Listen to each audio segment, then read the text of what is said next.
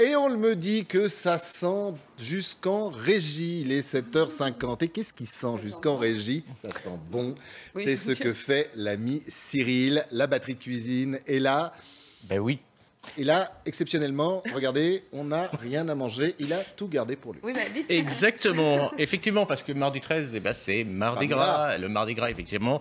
Et je vais vous faire un tour de France des spécialités régionales. Vous allez voir qu'il y en a qui ont un certain nom. D'ailleurs, il est un petit peu tôt ce matin. Il est quelle heure? Il est 7h50. 7h50, vous avez un petit peu les crocs, si je peux me permettre. Et justement, je vais vous proposer des recettes en crocs. Et vous trouvez ça peut-être croquignolesque, comme dirait un certain président de la République. Eh bien, vous avez raison, parce que je vais vous proposer cette recette de croquignoles. C'est une vraie recette qui est faite à pépitivier. Si vous voulez les faire d'ailleurs, eh bien, vous mélangez des blancs d'œufs, vous rajoutez de la poudre d'amande, vous mélangez tout ça ensemble. Une fois que c'est mélangé, vous rajoutez de la farine, on rajoute un morceau de beurre. On mixe tout ça et une fois qu'on a tenu cette pâte, on rajoute des zestes de citron, ça va donner un petit côté acidulé, l'œuf entier, du sucre, parce qu'évidemment, il n'y a pas de Mardi Gras sans gras et sans sucre. Et puis vous façonnez des petites boules. Froid dehors. Vous façonnez des petites boules et puis vous appuyez dessus et vous mettez au four 15 minutes à 170 degrés et ça va vous donner ces croquignoles qui sont sur le plateau. Je vais vous les faire passer parce que vous allez me goûter, comme dirait le président, ça se mange comme ça. Oui, je fais très bien les imitations. Oui, c'est vrai, ça, entre les blagounettes et les imitations d'Emmanuel Macron, c'est assez extraordinaire. C'est bon de rire le matin. Voilà, non, vous arrêtez pas là, Christophe. Le plat. Je vous propose de déguster et voyez si Monsieur Macron a eu raison de remettre le croquignol au menu de nos cartes. Et je vous propose de continuer. Alors, on continue avec les crocs. C'est bon, mais c'est dur. Ah, c'est dur, hein, c'est de la... Oui, alors, à Saint-Pierre-et-Miquelon, ils font des croquignols et c'est des beignets. Voilà. D'accord. Allez, on continue avec les crocs. Et là, je m'excuse de ce que je vais vous dire, mais on va faire des crottes d'âne. Alors, les crottes d'âne, ça vient de Picardie. Alors, je ne sais pas pourquoi ils appellent ça les crottes d'âne. Peut-être que c'est au pois à la fin. Et si vous voulez les faire, eh bien, c'est parti. Vous délayez de la levure dans du lait tiède et sucré. Une fois que cette levure, elle est délayée, vous mettez de la farine. On va rajouter un peu de beurre, forcément, des œufs entiers. On va mélanger tout ça. On rajoute évidemment notre levure qui a monté. Ça va faire une petite pâte à beignet. Cette pâte à beignet, on la laisse gonfler. Et une fois qu'elle a gonflé, on la fait frire dans de l'huile. Et ça nous donne ces petites crottes d'âne. Alors, je ne suis pas spécialiste en la matière fécale, si on peut dire.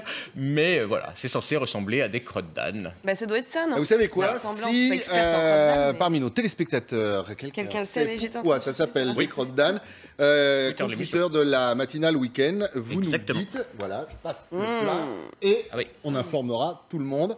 Et voilà. Alors c'est un peu plus compact. Alors, on va faire une petite crotte. Entre le chouchou et le churros. Oui, c'est ça. C'est plutôt un beignet, mais c'est pas mauvais.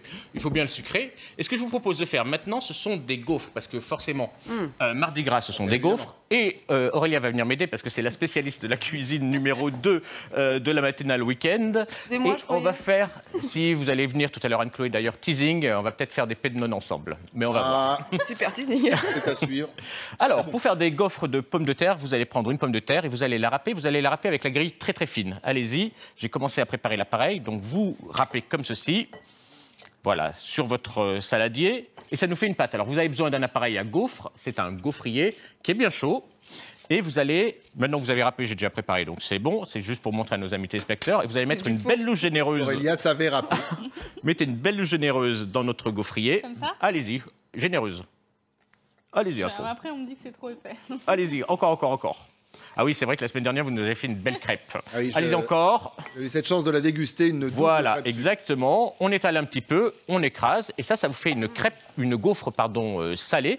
Elle va finir de cuire. Je vous en ai préparé une qui est là sur le plateau. Et sur cette gaufre, on va rajouter... Vous avez vu, c'est en forme de cœur. Oui, pourquoi? Saint-Valentin, bientôt. Eh oui, teasing de demain. Oh là là, qu'est-ce qu'on est fort sur LCI. N'oubliez pas, spécial Saint-Valentin. Voilà, on rajoute une petite crème aigre. Et là, comme c'est la Saint-Valentin, je vous ai apporté un produit qui est absolument extraordinaire. C'est du caviar séché. C'est des œufs de caviar, vous voyez. Avec des producteurs, ils ne jettent rien. Les grains de caviar qui ne sont pas mis dans les pots. Hop, on met sur notre gaufre. Ils les font sécher. Et on les fait sécher. Voilà, exactement.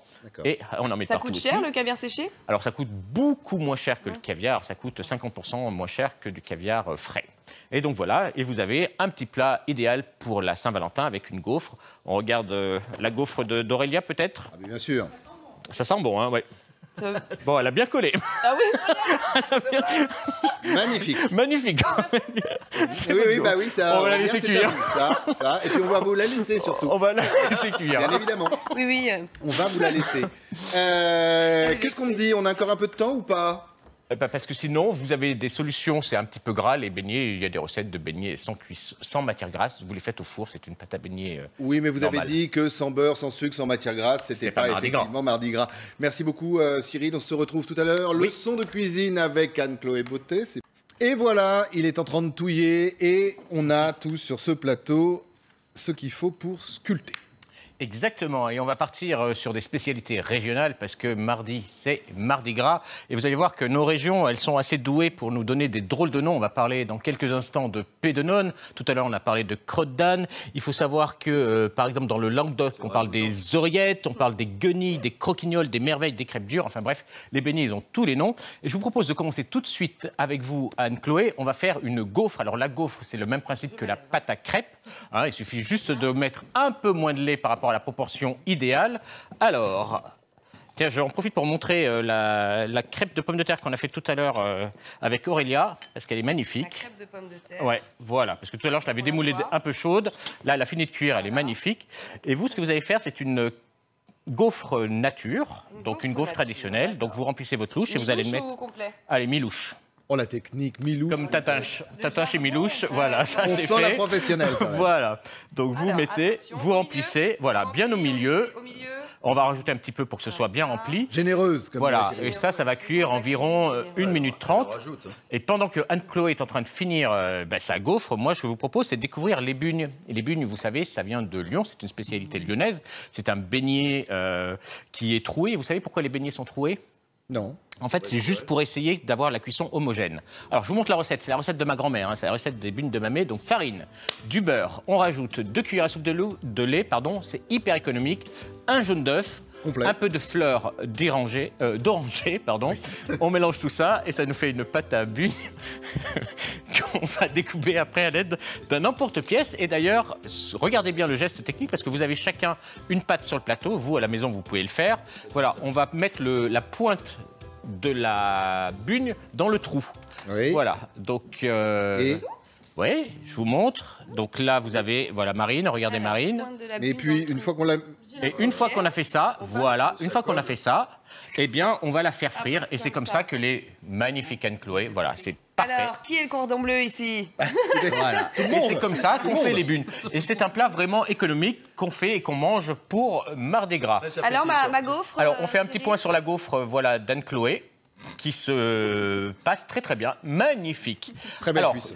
Pendant qu'elle cuit, je vous propose une deuxième recette. La deuxième recette, en fait, ce sont, et ça va plaire, ça, je pense, à Olivier Mazerolle, ce sont les P de nonne. Alors, les P de nonne... Ça vient d'où? Alors, ça vient de...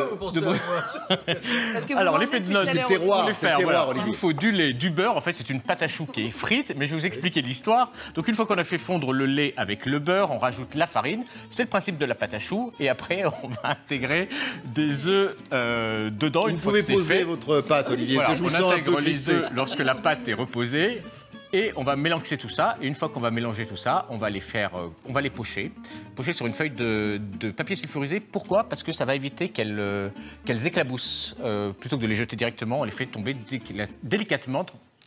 Voilà, et ça vous fait des P de nonne. Et les P de nonne, c'est comme la pantoufle de verre de Cendrillon. En fait, c'est une nonne qui a donné sa recette à un couvent ennemi. Et ça s'appelait les beignets de la paix. La paix de la nonne. Et c'est devenu les P de nonne.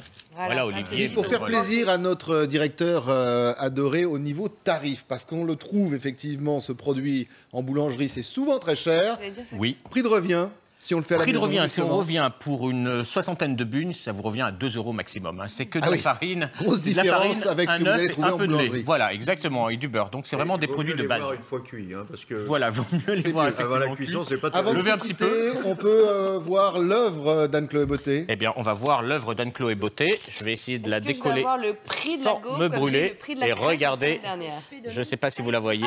Voilà. Elle est sublime, non? Elle est magnifique. Je vous l'offre, Christophe, elle est pour vous. Je la fais refroidir et je la fais passer. Dans quelques minutes. À la fin de cette matinale week-end, excellente réflexion que vous mettrez sur Twitter tout à l'heure. On va éviter de la dire à l'antenne, chère Marine Marc, en ce qui concerne les Pennon, mais ça vaut quand même le détour. Merci beaucoup Cyril, merci à toute l'équipe. On se retrouve juste après la météo à suivre.